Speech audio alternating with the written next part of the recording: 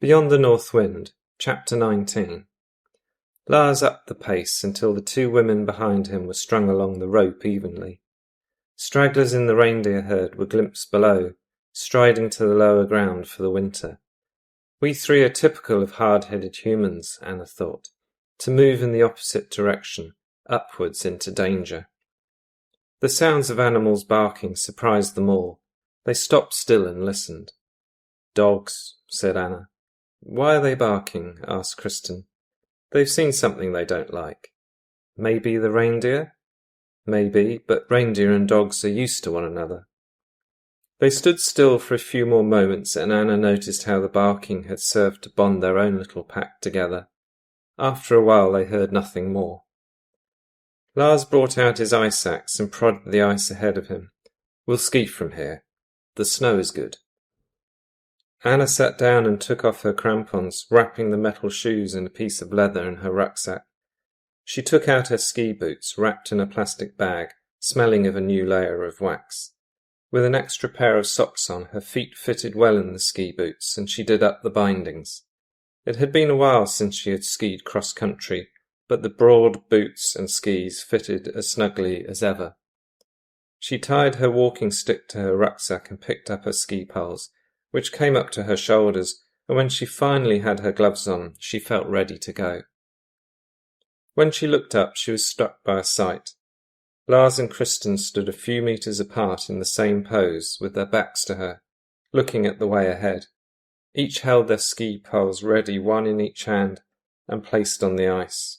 They were smartly dressed, no loose clothing, everything was tucked in. They had hats and sunglasses, and shone as they stood under the bright azure sky. Their poses said that they were ready for action, whereas Anna was ready for a rest.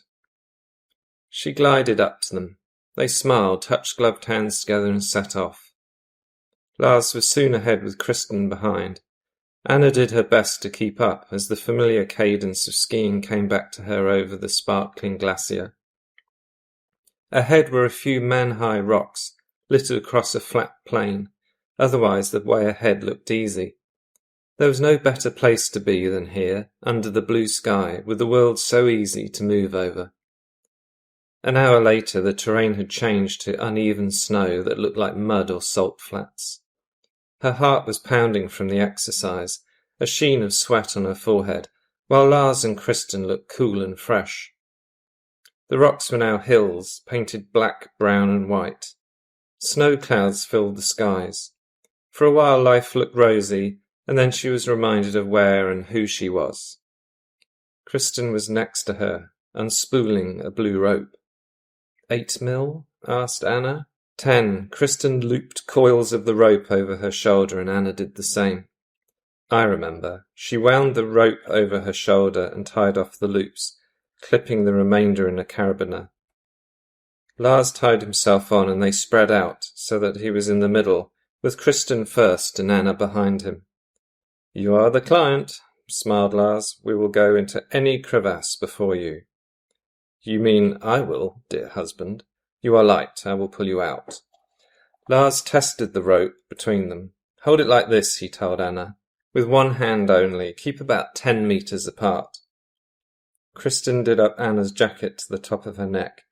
"Have you got a hat?" Anna looked at her. "There's a hood on the jacket, but I like it down." Kristen pulled the hood up.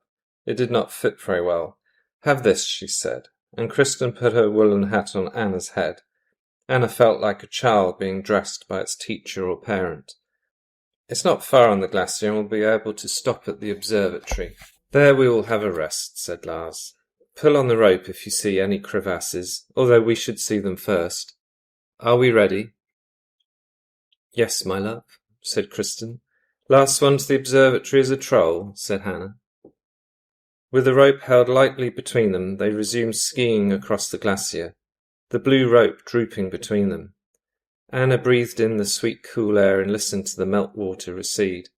The glacier appeared lighter, and the mountains darker, their progress over the ice as smooth and as quiet as sleep. They slid over the plain, which expanded and retreated away to the horizon, the mountain tops looking down on them.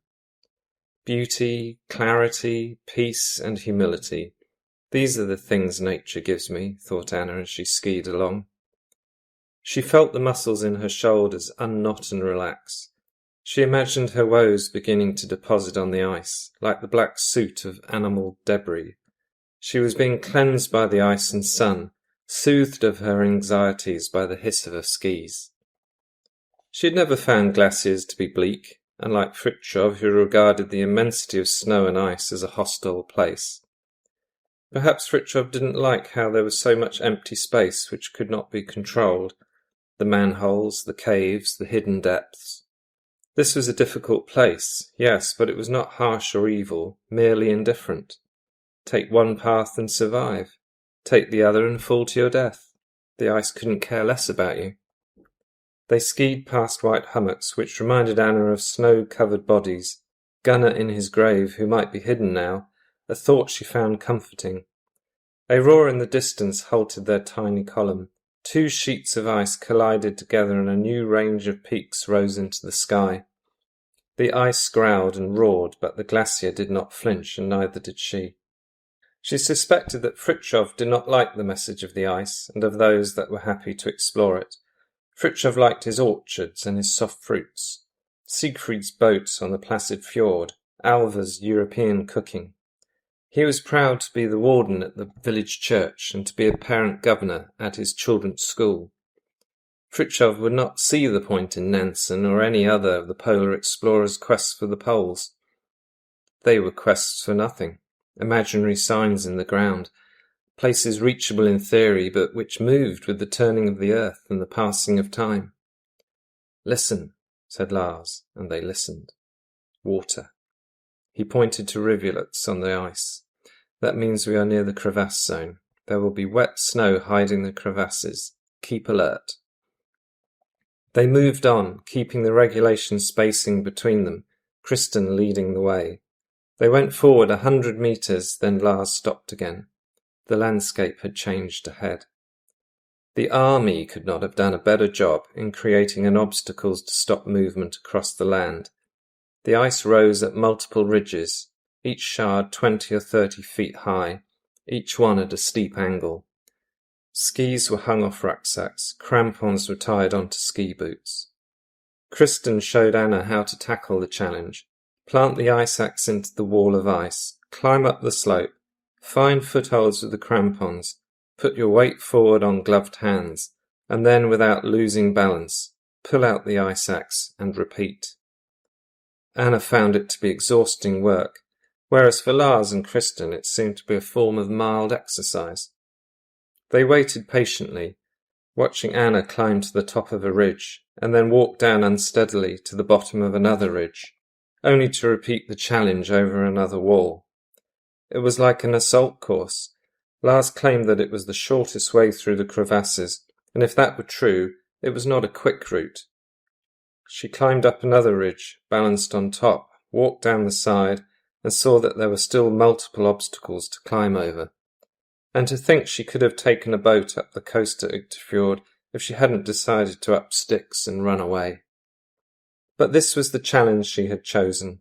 Emil or some evidence of him might be lying in a crevasse. Inspector Rod had flown his helicopters over the glacier with infrared cameras, but he didn't have the inclination to do it again. She looked at the challenge ahead. There was no other way across a route that aimed for the high navigation points. Otherwise they could have gone for the lower routes around the edge of the glacier through seemingly impenetrable forests. "There's a big one ahead," said Lars.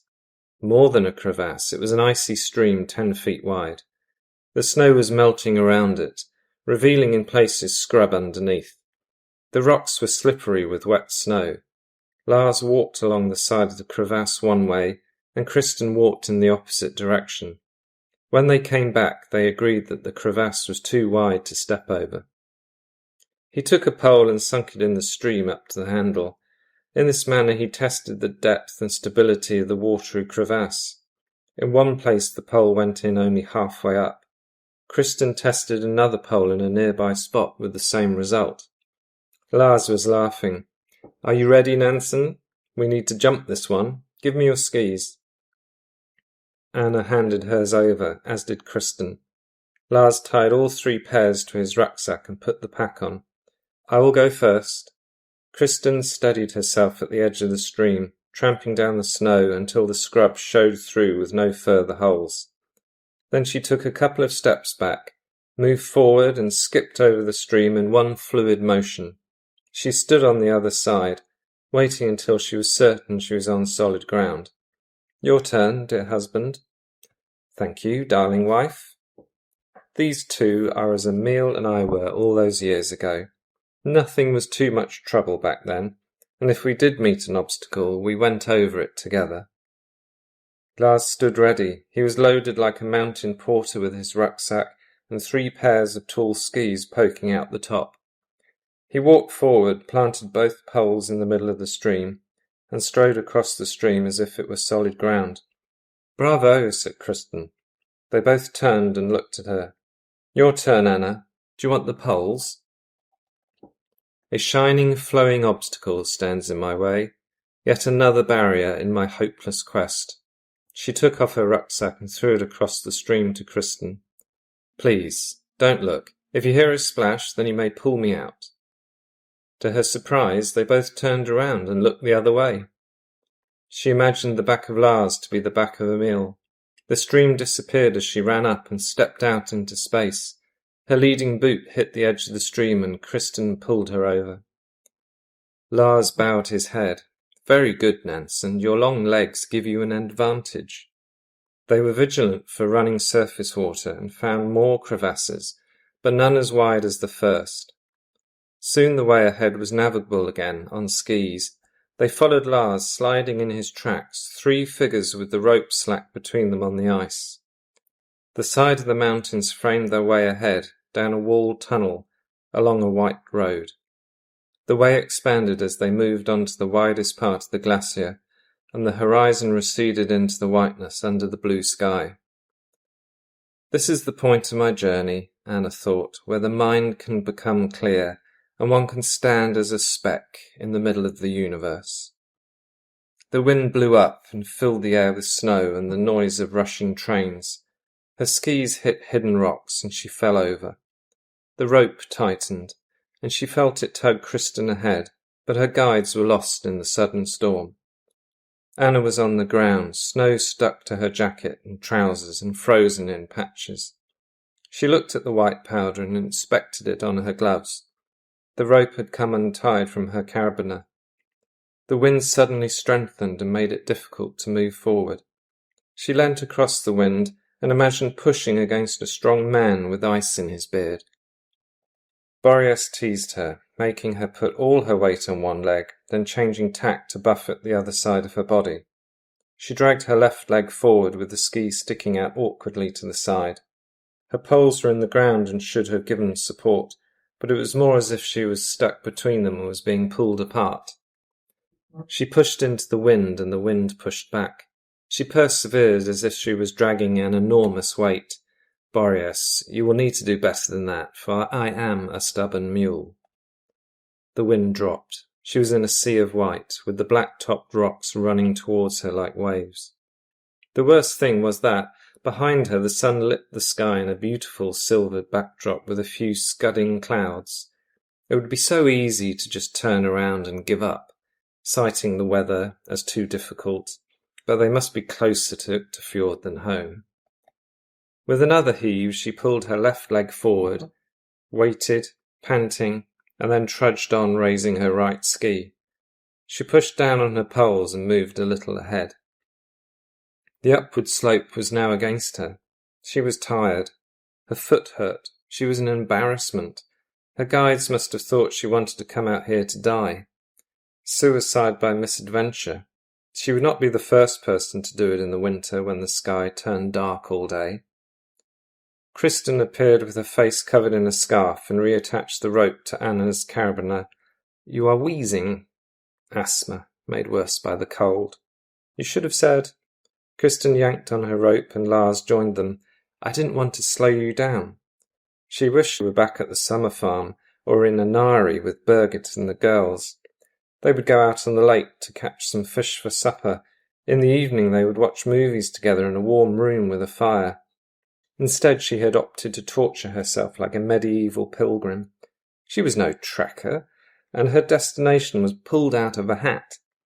Kristen and Lars talked together quietly, occasionally looking at her, but she had to go on for a meal for herself. She had to push past Boreas and get on with the rest of her life. The tightness in her chest be damned. Lars finished his inspection of the sky and the route ahead.